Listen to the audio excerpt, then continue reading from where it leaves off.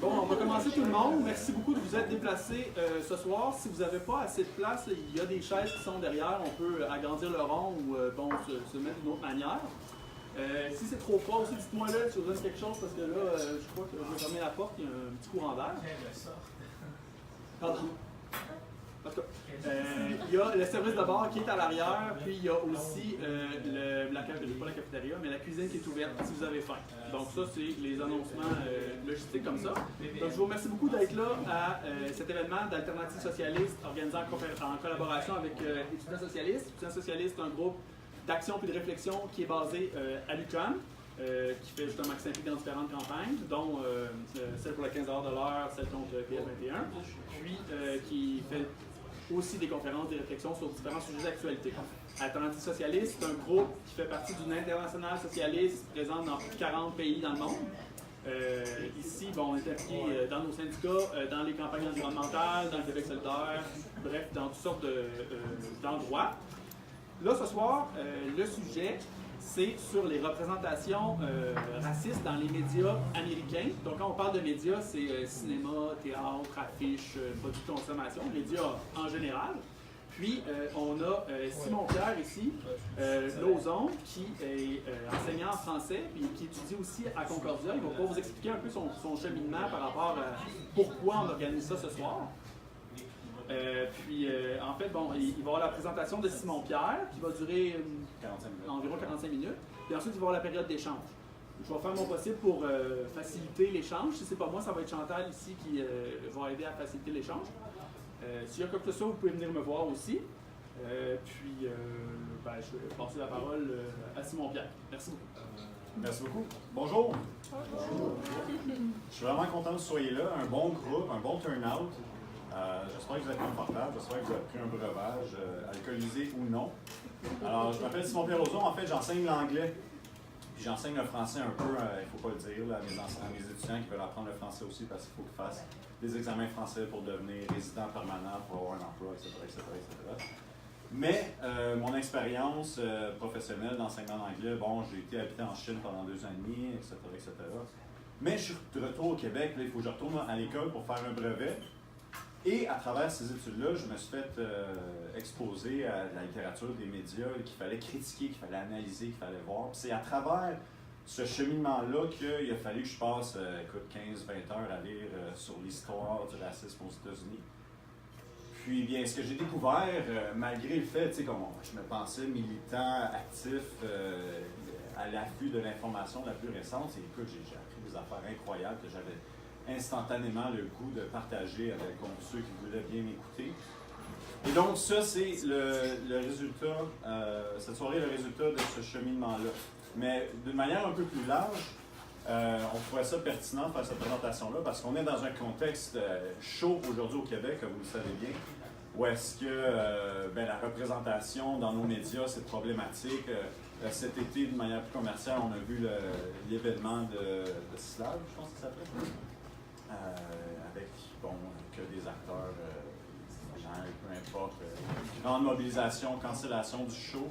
Là, en ce moment, on a PL21, donc les enseignants et enseignantes qui ont des signes religieux vont perdre l'opportunité de travailler. Puis là, on peut parler un peu si la laïcité, c'est un peu un mur de feu, sinon pour des croyances un peu plus racistes, on va se dire, pour plusieurs. Puis, l'idée de faire ce qu'on fait ce soir, c'est de positionner ce qui se passe en ce moment, pas comme dans des événements qui sont complètement surprenants, extraordinaires, hors du commun qu'on n'a jamais vu, mais à la place d'un suivi historique. Bonjour tout le monde, venez vous asseoir, prenez une bière, bienvenue. Mais qui fait partie d'un suivi historique qui commence, écoute, au début du capitalisme, et un peu ce que je veux donner comme analyse ce soir, c'est une analyse matérialiste.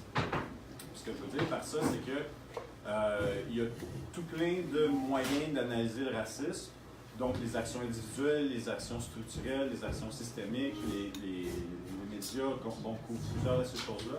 Mais si on veut vraiment combattre une des causes premières du racisme dans la société, il faut s'attaquer au capitalisme. Puis aujourd'hui, c'est un peu ça l'élan que je me lance à expliquer. Et pour ce faire, en fait, je vais utiliser un concept avec deux idées. Le concept de l'infrastructure et de la superstructure, qui est un concept marxiste d'analyse, perspective. Donc, c'est de la manière qu'on peut analyser une œuvre d'art pour voir comment ça se situe dans l'histoire, et etc., etc. Donc, qu'est-ce que l'infrastructure? Qu'est-ce que la superstructure? Bien, dans notre société, il y a des relations entre tout simplement ceux qui ont de l'argent, ceux qui contrôlent ce qu'on dit le capital, mais ça c'est les compagnies de médias comme Québécois, ça c'est les librairies.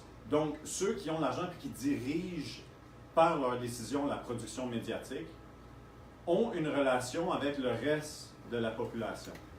Donc, en fait, on a ici ceux qui contrôlent le capital, ceux qui contrôlent les moyens de production, et on a ici la société at large qui dépendent de leur existence de la première phase. Comme par exemple, nos hôpitaux, nos écoles, l'Église, les centres culturels quelconques, pour se faire financer, doivent avoir l'argent de ceux qui ont l'argent.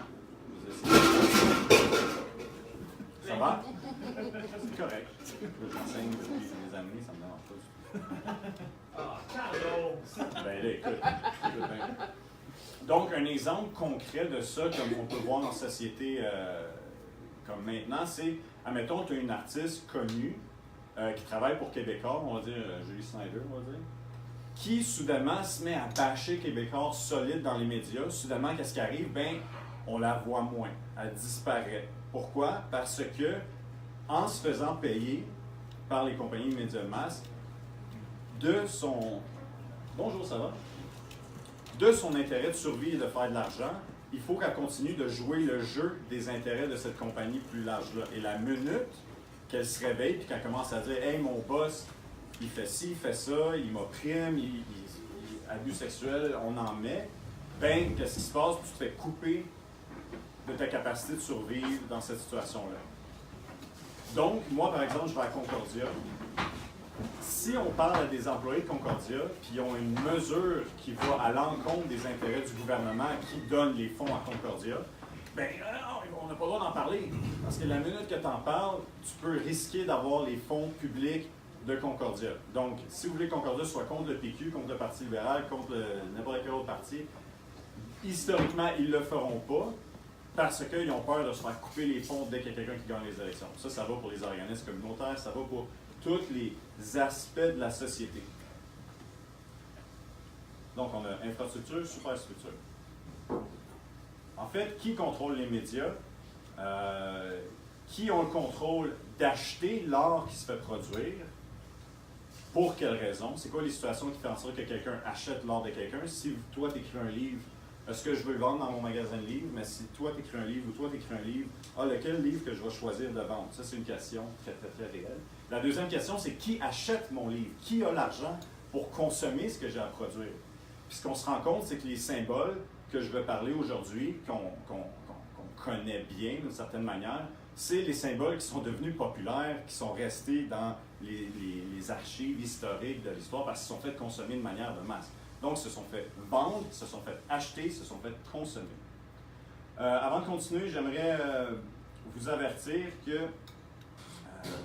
j'ai l'intention de parler d'un sujet donc, de racisme et d'utiliser de manière assez directe l'imagerie et ce qui se disait dans les années 1500, 1600, 1700 dans l'ère du racisme américain. Donc, on va parler de symboles qui sont nécessaires de connaître parce qu'ils sont encore actifs et existent encore dans notre dialecte et notre vue sociale aujourd'hui. Mais si ça vient miner votre santé mentale, ben je vous avertis tout de suite. Parce que je peux comprendre que, maudit, on est dans une société qui va mal en ce moment. Donc, si constamment parler de ça, ça vous fait sentir comme vraiment, vraiment de manière mauvaise, ben priorisez votre santé mentale. Donc, on commence. On commence dans les années 1500. Qu'est-ce qui se passe dans les années 1500? Bien, dans les années 1500, il y a le début de l'esclavagisme dans les États-Unis et dans d'autres pays, à même ce qu'on appelle le marché triangulaire entre l'Afrique, les Barbade, par exemple, et les colonies américaines qui ne sont pas encore américaines. C'est encore des colonies anglaises d'Angleterre. Donc, séparées, un peu indépendantes l'une de l'autre. Des années 1500, c'est surprenant, moi j'ai été surpris de l'apprendre, mais il y avait plus d'esclaves autochtones qu'il y avait d'esclaves de race noire qui se faisaient employer des gens. Des années 1500, tu pouvais sortir potentiellement de l'esclavage si tu travaillais fort, si tu allais à l'église, si tu étais un citoyen, un modèle, comme on pourrait dire. Mais pas beaucoup de gens le faisaient. Puis c'est à travers les années 1500-1600 que les lois se sont renforcées, que là, les intérêts économiques ont demandé une force de travail beaucoup plus nombreuse pour travailler dans la production de sucre dans les colonies américaines de l'époque. Donc là, avec la demande extrême, bien là, l'Angleterre réagit en fondant ce qu'on appelle la Royal African Corporation, je pense, la Royal African Company, qui là vient mettre l'échange d'esclaves sur l'océan de manière beaucoup plus intense, qui devient un marché beaucoup plus profitable, là, on va dire, malheureusement. Donc, ce qui nous amène aux années 1690. Là, on est rendu au point où est-ce que c'est le pire de l'esclavage américain, l'esclavage qu'on voit là, à Hollywood, là, du pire traitement des personnes qui travaillaient dans les plantations. Et à cette époque, la société avait observé que souvent les esclaves dansaient dans les champs en se croisant les jambes. Puis là, l'Église a observé ça, puis elle a dit, ben, il faut qu'ils soient productifs à max. Donc, on ne peut pas les laisser danser dans les champs. Donc, on va rendre cette danse-là, parce qu'on se croise les jambes, illégale. Puis cette danse-là, la nouvelle danse qui s'est faite avec les pieds qui n'étaient pas entrecroisés, on l'a appelée la danse Jim Crow. C'est là que je veux commencer notre présentation sur l'art des Américains. En 1832,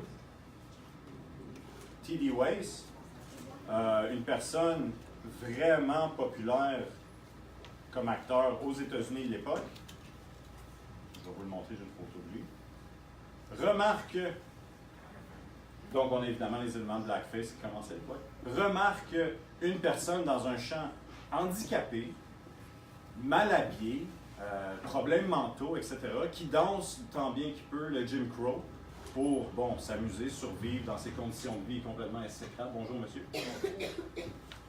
Et décide de reprendre cette danse-là et de commencer à la faire sur scène, avec le blackface, bien sûr, en s'habillant mal, en s'exprimant mal, en faisant une caricature de cette danse-là sur scène, pour représenter justement la vie sur les plantations qui a été consommée par les villes de personnes blanches qui étaient complètement séparées des champs de plantation. On s'entend, ils n'habitaient pas à côté.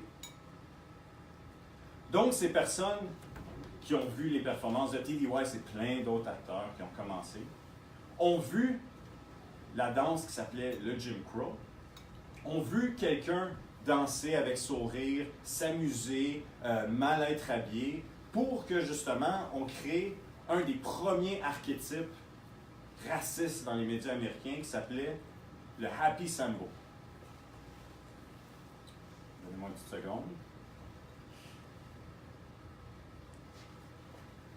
Je vais le mettre plus gros pour vous.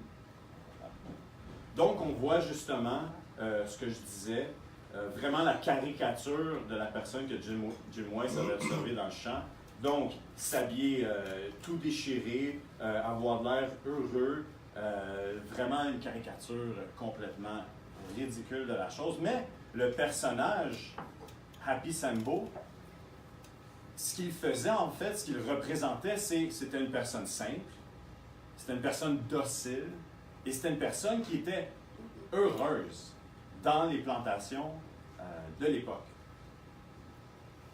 Et dans le contexte social de l'époque, les personnes blanches, et by the way, je ne les excuse pas, je ne fais qu'observer les relations sociales de l'époque, eux, vu qu'ils ne voyaient que ça, ben ils se disaient que, ben Colin, ça va bien, ils sont heureux de travailler comme ça, tout va bien. Les plaisirs faciles, ils sont nourris, ils dansent, ils font des chansons, ils sont heureux. C'est comme des enfants. des personnes très très simples.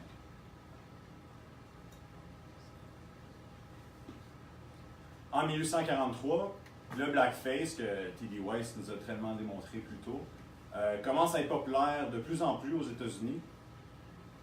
Puis la raison, je reviens à mon concept d'infrastructure, superstructure, la raison pourquoi c'est populaire, c'est parce que ça représente bien les valeurs de l'époque. C'était pas choquant, c'était accepté, c'était drôle, c'était ridicule, c'était bien. Fait que c'était un art qui se faisait consommer de manière très, très, très populaire parce que ça rentrait dans les valeurs et en même temps, ça représentait un message qui voulait se faire communiquer par les propriétaires de plantations à l'époque. Ce message-là, c'était que touchez pas au système, les esclaves sont heureux avec nous, ils sont faits pour faire ça, mais ça, on va y revenir. Ça, c'est le premier symbole. On commence notre présentation. Donc ici, on parle des caricatures minstrel, en français ménestrel. Juste à 15 minutes, c'est parfait. Donc, tous les acteurs, parce qu'il n'y avait pas d'actrice à ce moment-là, qui jouaient des rôles théâtrales, utilisaient l'art pour montrer que les esclaves étaient contents, comme je le disais. Mais plus le mouvement abolitionniste prend de l'ampleur dans le nord des États-Unis, où est-ce que là on commence à parler que l'esclavage c'est peut-être pas acceptable, plus la popularité des shows minstrel dans le sud prennent la popularité, augmente. Plus il y a des gens qui veulent libérer les esclaves, plus on fait la propagande que les esclaves, dans le fond, sont heureux dans cette situation-là. Il y en a qui vont dire que, dans le fond, ces shows-là servaient d'outils pour la population blanche de dealer avec ce qu'on appelle la dissonance cognitive, d'être dans une société libre et d'être dans l'esclavage. Ben, c'est impossible de faire ces deux propositions-là en même temps, donc ça doit être parce qu'ils sont heureux, c'est inévitable, etc., etc. Pendant ce temps-là, les femmes, bien sûr, n'étaient pas à l'abri de ces symboles-là. Même au théâtre, les rôles de femmes étaient joués par les hommes, d'où ma mention de T.D. Weiss. Mais les femmes sur scène n'étaient vraiment pas sauvées et traitées avec respect. D'où la création de plusieurs symboles, mais celui que je veux parler en ce moment, c'est l'archétype de femme saphir. Sapphire archetype. Puis, dans le contexte social de l'époque, la manière qu'on montrait les femmes esclaves, c'était qu'elles étaient impures, fortes, masculines, dominantes et agressives, ce qui va revenir dans les symboles futurs dans la société américaine et dans la nôtre, malheureusement. Bref, c'est des femmes qui contrôlent leur couple. Puis, ça, peut-être que pour nous, c'est comme, ben ouais, attention. C'est pas choquant. Mais il faut prendre en compte que la définition de ce que c'était être une femme à l'époque, pour l'audience blanche qui consommait l'art, bien sûr, était que les femmes devaient être subtiles, douces, gentilles, calmes, et ne parlaient pas trop de leurs opinions. T'sais, on s'entend, là, on rentre vraiment dans les vieilles caractéristiques que justement les féministes historiques se sont battus contre, on a comme fait des grandes percées là-dedans. Donc, on représentait les esclaves comme complètement différents de la population blanche, ce qui coupait n'importe quel sens de solidarité. La guerre civile approche de plus en plus. Eux autres, ils ne savent pas, mais nous autres, on s'entend. C'est quand même une analyse ad hoc. Puis, dans le nord des Américains, il commence à avoir des personnes noires qui sont libres de plus en plus. Non seulement parce que, bon, ceux qui étaient là se sont fait libérer, mais aussi, il y a un flot régulier de bas niveau, mais régulier de personnes qui réussissent à s'en aller du sud pour aller dans le nord et se libérer. Donc, vous le devinerez, dans le sud, en réponse à ça, on commence à créer un autre personnage. Un personnage qui s'appelle le Zip Coon. En fait, et aussi le personnage qu'on appelle Mamie. Je vais vous montrer. Je vais vous les montrer d'ailleurs. Le Zip Coon, c'est une personne noire qui habite dans la société blanche, mais qui est fondamentalement incapable de s'adapter à à cette société-là. Un peu maladroite, drôle, qui ne sait pas trop s'habiller, qui ne sait pas trop comment penser. Le Zipcoon représente l'inhabilité ou l'incapacité, pardon, des Noirs d'être dans une société avec les Blancs et de bien fonctionner à même niveau. Donc là, on a une double défense de l'esclavage. Les Noirs sont heureux dans le système, et si on les enlève et on les met dans une société libre, ben ça marche pas. Regarde comment ils sont niaiseux, ils sont prêts de s'habiller, ils sont prêts de parler, ils sont drôles, ils sont mon Dieu, on ne peut pas les accepter comme ça. Donc, malheureusement, ils s'étaient démontrés comme des idiots, un fou du roi, essayaient d'être sophistiqués, mais n'étaient pas nécessairement capables. Donc, ça venait ridiculiser la notion d'égalité entre les Noirs et les Blancs, mais toujours dans les intérêts de ceux qui contrôlaient la ressource dans le Sud, donc les plantations. Puis si on me demande, ben, il y a eu de l'esclavage en Angleterre, il y a eu de l'esclavage dans le nord des États-Unis, il y a eu de l'esclavage ici là, pourquoi ce n'était pas les mêmes symboles qui n'ont pas apparu? Ben, c'est parce que en Angleterre, par exemple, l'esclavage était fait plus dans la périphérie.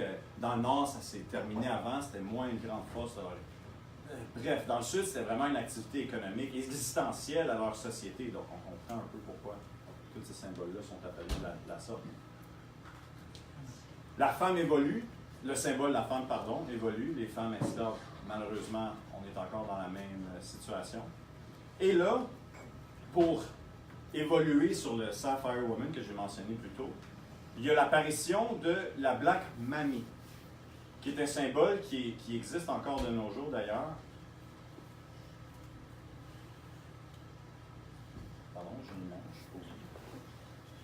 Black Mammy qui est dans la maison des maîtres, qui sert la famille, donc qui donne des conseils à tout le monde, fait la cuisine, nettoie, etc.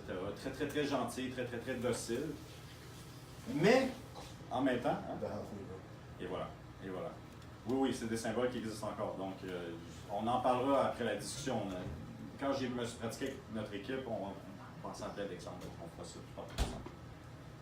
Donc, la Black Mammy, non seulement par son activité, était docile et au service des Blancs, mais par son existence, était une autre contradiction avec les définitions de normalité blanche de l'époque. Femme blanche, portant une robe, jeune, gentille, etc., etc. Ici, on a une femme noire qui est complètement désexualisée de l'image de l'époque de c'était quoi être une femme, une bonne femme chrétienne, sexy, jeune, pure, etc., etc. Peut-être pas sexy, mais en tout cas, on s'en reparlera. Pure chrétienne, jeune, etc., etc., etc.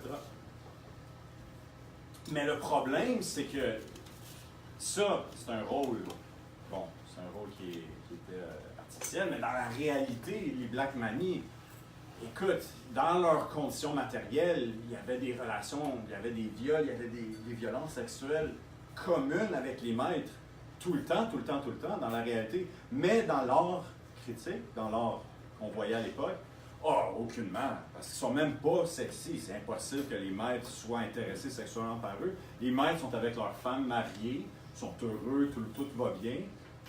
Pour cacher encore plus la réalité exploitatrice, oppressive, inacceptable de l'époque. Jamais de tension sexuelle, exactement.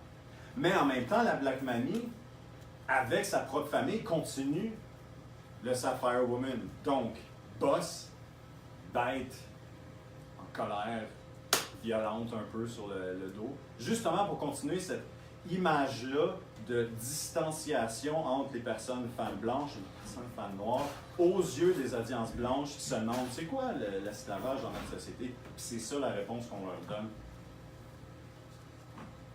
Finalement, on arrive à la guerre civile, quand même. C'est pas rien. Guerre civile arrive, beaucoup d'espoir d'émancipation. Parfait. Le Sud perd, même encore aujourd'hui, ils n'ont pas encore passé par-dessus. Ils en parlent encore, les drapeaux, bon, peu importe. Mais le Sud perd et la libération se fait relativement rapidement. Je garde ça court, comme dirait l'autre.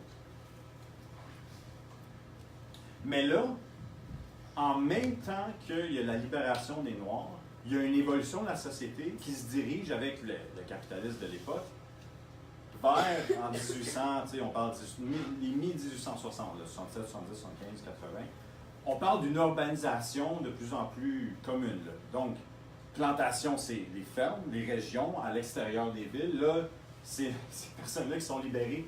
Croyez-moi qu'ils ne voulaient pas rester là. Ce n'est pas nécessairement les places les plus intéressantes à vivre. Donc là, on voit un mouvement des personnes qui étaient des esclaves vers les villes pour avoir des meilleures conditions matérielles, travailler, pouvoir se faire une vie normale le plus possible. Mais pensez-vous vraiment qu'on va les laisser faire? Absolument pas. Donc là, on a un nouveau stéréotype, la menace noire. Puis je vous partage en même temps, en même temps que ça se passe, c'est les débuts du KKK, hein? L'Église catholique qui faisait les lois pour les empêcher de danser, bien, par surprise et faisant partie de la superstructure. C'est ça, excusez. J'ai fait une erreur, je la regarde tout le temps, une couple de jours.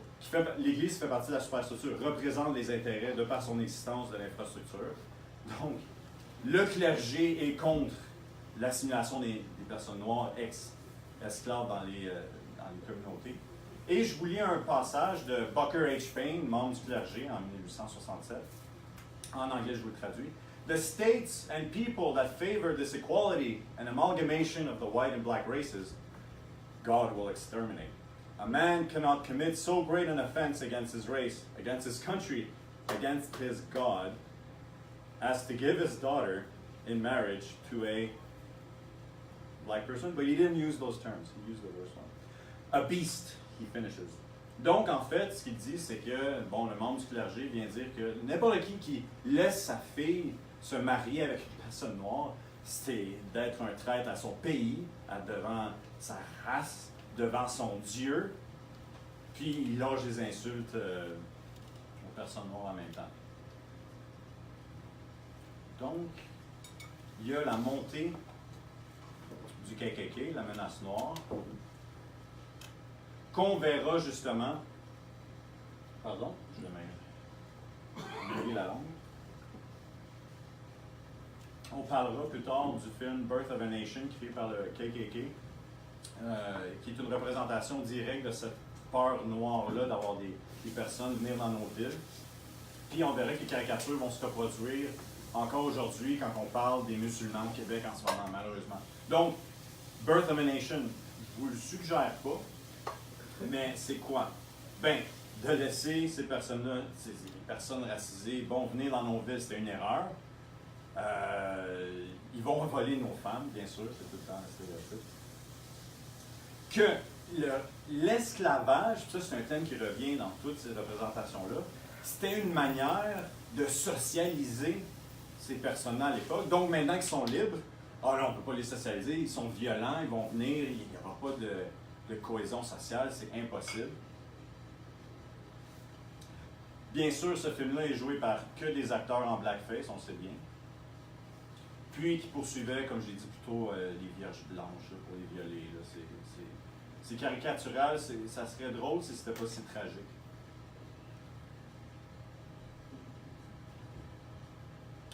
Donc, on continue. Maintenant que l'arrivée des Noirs dans les villes, c'est arrivé, là. C'est une constatation. On s'adapte avec les symboles artistiques. On en crée des nouveaux. Là, c'est une condition matérielle différente. Bien là, on se bat contre encore d'une nouvelle manière. On crée un personnage qui s'appelle Pickaninnies. Encore une fois, j'ai une photo de ça. Pickaninnies, c'est des enfants, bon, bien sûr, toujours racisés. Filles ou garçons, là, il y a des chansons sur les deux côtés de la cour, comme dirait l'autre. Mais la plupart de l'art des Pickaninnies cherche à accomplir plusieurs choses. Donc, une des choses, c'est que ces enfants-là sont démontrés comme sauvages. De leur image, ces enfants-là sont montrés sur la plage, dans la jungle, avec des animaux, genre des tigres, des alligators, etc., etc. Dans la société américaine, on s'entend. Et souvent, dans ces récits-là, ces enfants-là se font chasser par ces animaux-là, ou se font complètement tuer, noyer, détruire, on leur lance des affaires. Ce qui vient renforcer le nouveau thème maintenant, qu'avant le thème c'était on ne doit pas accepter leur inclusion dans notre ville parce qu'ils sont incapables de s'adapter, puis ils vont devenir violents, puis ils vont nous voler. Maintenant qu'ils sont ici, le nouveau thème c'est qu'il faut commencer à s'en débarrasser. Puis le thème de Pekanini, c'est essayer de passer ce message-là tranquillement, pas vite. Ils sont une menace. Il y a une chanson qui... Tu sais, quand on était dans les scouts, je sais pas qui était dans les scouts ici, moi j'étais dans les scouts. Puis on allait dans un camp, whatever, dans un autobus jaune avec des bancs bruns. Ben, on chantait des chansons ensemble. Ça, c'est intéressant. Ben, à l'époque, il y avait des chansons qui chantaient que, par exemple, c'était Seven Little Playing Tag with Bricks, où est-ce que plus la chanson évolue, moins il y a d'enfants qui survivent. Puis ça, c'est comme normal, c'est partagé, c'est populaire, c'est encouragé. Puis même que on arrive dans un temps où est-ce que on commencera à utiliser l'image même commerciale pour vendre les produits de toutes sortes. Là. Donc ça, c'est dans l'imaginaire public. Je ne sais pas si c'est assez gros. Un touchpad, c'est pas pire. Donc, il y a une création de nouvelles images pour propager une nouvelle idée qu'il faut se débarrasser maintenant de ceux qui sont dans notre société. Pour des raisons qui ont déjà été argumentées avant. On bâtit ces images-là sur des tours de propagande antérieure qui ne fait que se nourrir et se normaliser, parce que quand un apparaît, les autres continuent. Ça ne veut pas dire parce que les Pekaninis est arrivé que le black symbol n'est plus dans les films. Dans les films en noir et blanc des années 40 des États-Unis, on voit encore les personnages que je vous parlais créés dans les années 1890, 1860, etc., etc. Là, on arrive dans les années 1900, il y a de plus en plus de films, 31 minutes, parfait. De plus en plus de ministériels. Puis là, les conditions matérielles des personnes racisées commencent à changer. On commence à avoir les premiers acteurs noirs qui font apparition sur la scène.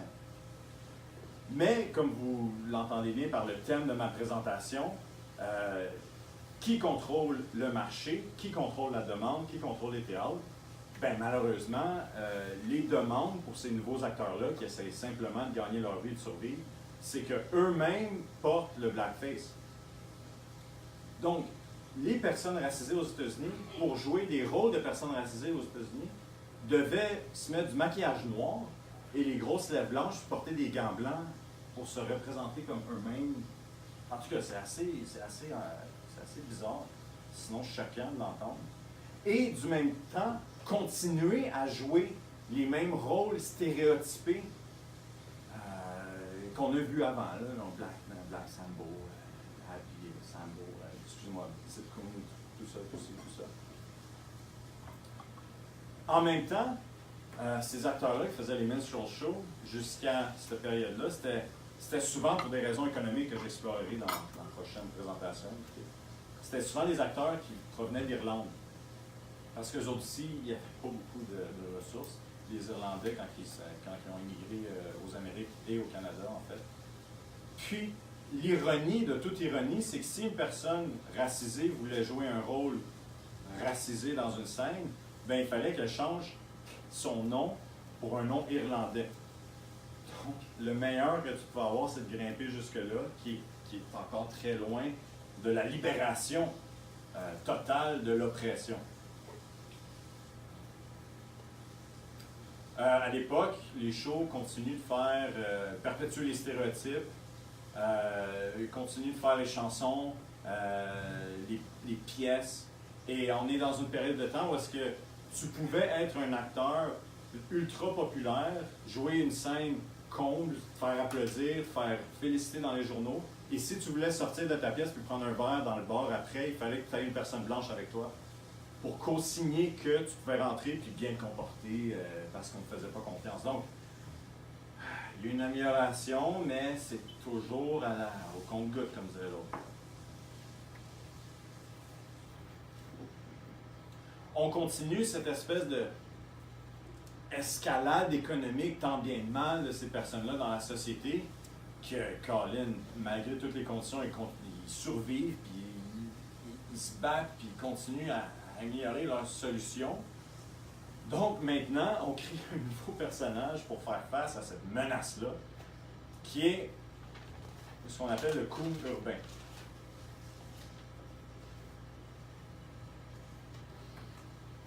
Donc là, c'est de plus en plus récent dans notre histoire, donc les symboles sont de plus en plus de haute qualité, puis disponibles pour l'étude si vous en êtes curieux.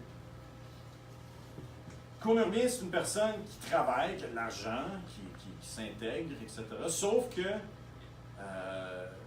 toujours violent, toujours serviage, aime la gageure, le gambling, les dés, souvent associé avec ces symboles-là, de toujours être en train de faire des mises, tout le temps être en train de gaspiller son argent. Menace pour la force de travail blanche de l'époque. Donc, ils vont continuer à voler vos jobs parce que là, ils commencent à s'adapter à notre société, mais toujours vus comme pas inclus dans la société at large. Ils ont tout le temps quelque chose de différent. Ici, ils se battent souvent avec des lames de rasoir. Puis il y a même des films de guerre où il y avait des unités, qu'eux autres, c'est l'unité genre racisée. Eux autres, ils ont tous des lames de rasoir, puis là, ils ont une réputation, ils se battent. Tu sais, c'était comme... Ça se reproduisait dans plein niveau de société, autre que simple la pièce de théâtre, comme on dit. En même temps, ces représentations-là continuent les vieux thèmes, comme par exemple, ils se divertissent comme des enfants. Mais la différence avec avant, c'est que c'est aussi des brutes vicieuses. Puis ce qu'il faut se rappeler ici, c'est que pendant l'esclavage, le thème de ces pièces-là, puis le message à faire comprendre, c'était que les personnes racisées étaient dociles et acceptaient leur sort et n'étaient pas absolument pas violents. Ils ne faisaient rien pour résister à leur situation. Puis là, c'est le contraire. Là, ils sont ultra violents, puis toujours... Tu ne peux pas prédire leurs actions, tu ne sais pas quand ils vont se lever, puis te battre, puis te tuer, puis tout le kit. Donc, c'est comme deux messages différents pour deux situations différentes. Ici, on a besoin de dire qu'ils sont dociles, puis c'est des bons employés, puis ils sont contents dans leur situation. Hey, ça, c'est cool, ils sont bien heureux. Et là, c'est le contraire. Là, ils sont libérés, puis ils sont dans la société. Ah, là, ils sont violents, incontrôlables, mal élevés, sauvages, tout le kit. On arrive à la Première Guerre mondiale, donc vous me voyez évoluer dans le temps. La Black Mamie, le symbole est toujours là. Il y a des films, justement, en noir et blanc, où est-ce qu'elle est représentée. Aussi, en même temps, la création d'une marque qu'on connaît bien, la classique, Aunt Jemima. Mais ça, c'est le symbole original, quand ça a été créé. Donc, un peu moins gentil que ce qu'on a aujourd'hui sur nos pots de farine, quand même. La Première Guerre mondiale arrive. Et là, il y a la promesse qu'on fait, c'est que si vous vous battez dans la guerre, soldats, là, vous allez vous faire émanciper. Là, vous allez pouvoir atteindre le niveau de société qu'on vous a promis aux États-Unis. Là, vous allez être un bon citoyen, puis on va vous respecter, puis on va... Donc, les personnes racisées allaient se battre pour défendre des libertés à l'étranger et mourir pour, et se faire sacrifier pour des libertés qui n'avaient même pas accès chez eux. On se comprend? Donc, on revient avec le thème. On n'aime pas ça, ils essayent de se réveiller, ils essayent d'avoir des meilleures conditions matérielles, plus de pouvoir politique, des meilleures vies. On fait l'art contre ça qui se fait consommer de manière de masse. On commence à faire des symboles, des caricatures de vétérans noirs complètement ridicules. On les voit comme des unités de combat secondaires, des divertisseurs, des danseurs, des musiciens, des cooks. Moi, je me rappelle du film de guerre là, qui était vraiment mauvais. Là. Pearl Harbor. Où est-ce que la seule personne racisée là-dedans, c'est un cook. Puis là, j'ai comme fait, oh non, pas pour vrai. Parce que ça commençait là, puis il y avait comme une deuxième signification à ça. Parce que c'était la seule représentation créée et encouragée, achetée et vendue à l'époque. Pendant ce temps-là, on passe à la période 1916, 1920, 1925. C'est une période de racisme complètement ouverte. Là on ne se gêne pas. C'est les images en noir et blanc qu'on connaît, où est-ce que le mot est utilisé sur des pancartes pour dire qu'on n'a pas le droit de boire de l'eau. On parle dans les journaux académiques, universitaires, de racisme scientifique qui prouvent, bon, tout le kit. On a vraiment tous les organes On revient encore au thème de infrastructure, superstructure, les organes qui dépendent de l'argent des producteurs de capital qui poursuivent le dialogue pour dire qu'il ne faut pas encourager la libération et l'émancipation de ces gens-là. Au contraire, stéréotypes, incapacité, on l'explique comme ça. Toujours les animateurs sont obligés de renforcer les stéréotypes. Mais il y a une évolution. Les rôles... Attendez-moi une petite seconde. Oui, c'est ça. Donc, par exemple, en 1927, je reprends ma pensée, le cinéma devient ultra populaire aux États-Unis. Avant, c'était le théâtre, les journaux, les livres d'enfants, mais là, c'est le cinéma. Là, ça pogne, c'est l'avenue des cinémas. Tout le monde y va. 1927. Le film Jazz Singer sort et au-dessus de 26 000 personnes allaient au cinéma à chaque semaine. Donc, ce film-là, pourquoi il est important? Parce que on voit encore les représentations, premièrement ménestrel, donc les personnes en blackface, les thèmes se représenter, comme avant, là, les hommes blancs jouent des rôles de personnes noires. Les cartoons apparaissent à l'époque. Si vous vous rappelez des premiers cartoons de Disney, c'était pas toujours facile. Mais là, avec les cartoons, il y a une nouvelle centre d'études à explorer pour représenter ces symboles-là qu'on a parlé jusqu'à maintenant. C'est que, à la différence des acteurs, à la différence de ce qu'on a fait en ce moment, les cartoons viennent donner l'opportunité de faire des altérations physiques beaucoup plus exagérées. Les stéréotypes peuvent se faire de manière beaucoup plus exagérée. Donc, on continue les images et les shows de tous les stéréotypes qu'on a vus grandir dans les années 1800 et justement démontrer des personnes racisées qui se font éliminer ou détruire dans ces shows-là de cartoons, y compris les Pekingese que j'ai mentionnés, y compris Black Mammy, y compris tout ça que j'ai mentionné jusqu'à maintenant. Les objets se multiplient. Aux États-Unis, dans ces années-là, ton distributeur de sel et poivre dans ta cuisine, c'était 2 Black Mammies, mettons. Ton horloge, c'était une face caricaturée. Toutes les knick-knacks dans ta maison, il y avait un marché mature, populaire d'objets racistes à vendre et à acheter qui se faisait, écoute, consommer de tout bord, de tout côté.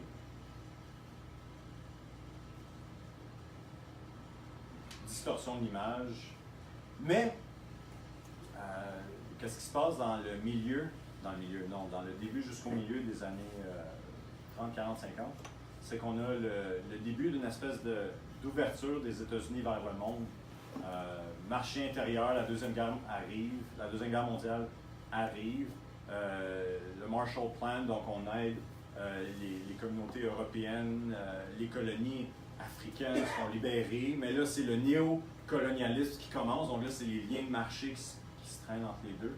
Donc on commence à avoir des nouvelles représentations raciales dans l'art, où est-ce que maintenant tu peux avoir, ça c'est ironique au bout, tu sais, tu peux avoir un personnage qui est un prince noble, qui a d'apparence correcte, mais toujours fort, violent, qui vient de la jungle, qui est physiquement différent de nous. Donc même quand on commence à soigner nos relations raciales dans les médias, il y a tout le temps ces éléments-là qui se maintiennent pour justement catégoriser cette exploitation africaine que les gens, tant bien que mal, commencent à faire, commencent à parler, commencent à se matérialiser à travers le néo-impérialisme. Bref, c'est ça, là. Ça doit être ça. Désolé, les mots ils viennent en anglais des fois, puis j'ai traduit, puis je suis pas tout le temps sûr. Donc c'est ça. La nouvelle personne racisée, masculin indépendant, mais les idées qui sont tout le temps genre sur le point d'être violents et différents reviennent tout le temps.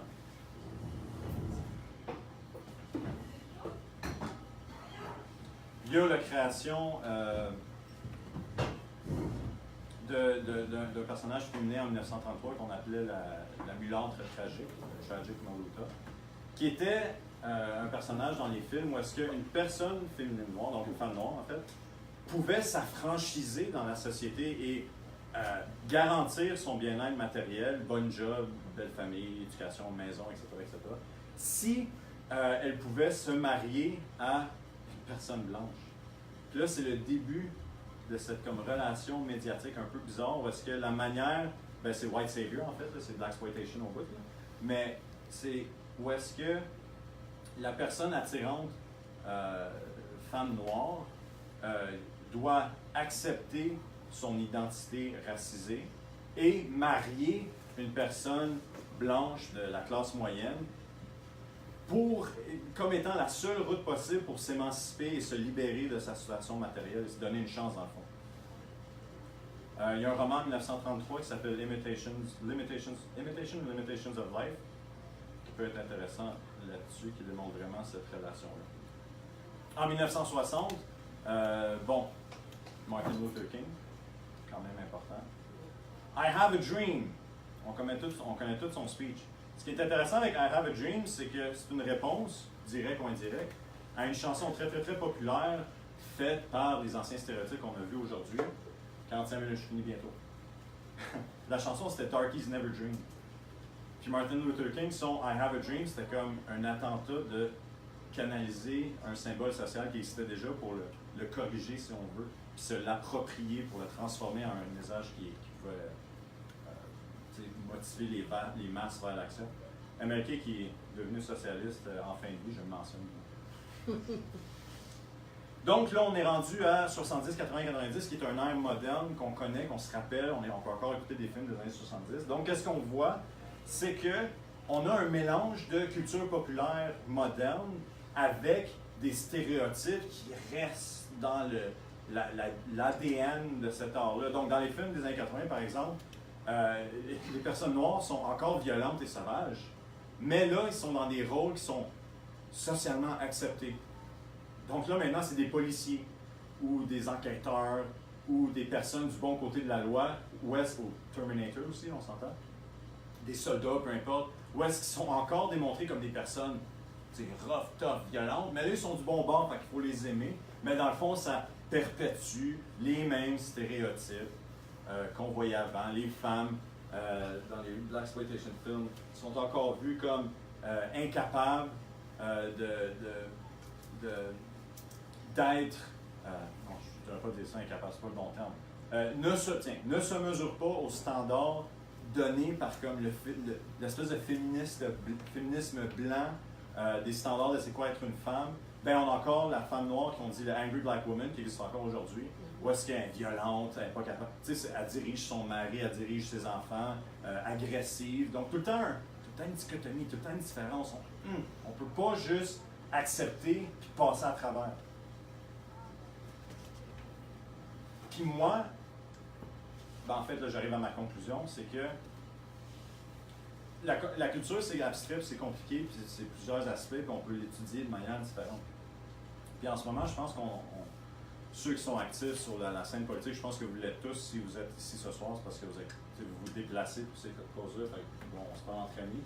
Mais en ce moment, on analyse beaucoup, puis avec raison, les gestes individuels, mon oncle raciste, quoi faire, comment être un allié, comment supporter, puis c'est positif. Moi, ce que j'essayais de venir apporter aujourd'hui à cette perspective-là, c'est de dire qu'il y a un système en arrière de ça qui perpétue le problème parce que c'est dans leurs intérêts économiques de le faire. La CAQ qui se passe en ce moment, pour donner un exemple le plus récent qui me vient à l'esprit, la CAQ, le parti des boss, des petits boss, veulent donner un droit aux boss de sacrer n'importe qui veut à la porte le plus facilement possible. Puis ils disent c'est pour symbole religieux, mais Claude Grand-Père, ils ne sacreront pas automatiquement à la porte. Ben ça veut dire que si moi, je n'ai pas de signe religieux, fait que je ne m'inclurai pas, mais si quelqu'un porte un symbole religieux subtil, mais elle essaie de syndiquer son travail dans un secteur public qui n'est pas syndiqué en théorie, ben bref, fait du trouble à la job, qui mobilise ses forces, ben ça c'est une belle excuse pour le boss pour dire « Ah non, toi tu sacs ton camp ». C'est une manière de nous démobiliser, de nous isoler, de faire en sorte que « Ah non, moi mes privilèges à la job, je me tiens à cœur ». Puis la seule manière de se battre contre ça, c'est de se rendre compte que il y a une game qui joue en arrière de ça, puis cette game-là n'est pas jouée pour nos intérêts à nous autres. Puis si on veut vaincre le système puis le changer, en fait, ben, il faut se mettre ensemble, puis travailler ensemble, puis aller de l'avant, puis genre, toutes les raisons pourquoi le capitalisme nous rentre dedans, que ce soit écologique, que ce soit anti-féministe, que ce soit raciste, que ce soit spéciste, que ce soit bon, mettez ce que vous voulez, c'est tout parce que ça crée de la richesse pour une classe de gens, puis de corriger le problème, puis ça on peut prendre l'environnement comme exemple, comme super évident, corriger le problème, ça va coûter de l'argent, donc ils ne le feront pas. Ben, il faut se réveiller pour dire, ben, peut-être que c'est pas ça la meilleure conclusion à avoir pour notre société. Peut-être que nous isoler de l'un l'autre, la classe ouvrière, peut-être que nous mettre chacun de notre bord puis nous montrer comme toujours différents, c'est pas dans notre intérêt de voir ça de la manière suivante. C'est dans les leurs. Donc, bref, je vous remercie d'avoir écouté ce que j'avais à dire ce soir. J'espère que je n'ai pas trop oublié d'affaires. J'espère que j'étais intéressant, dis-je. Et j'ai hâte de vous entendre.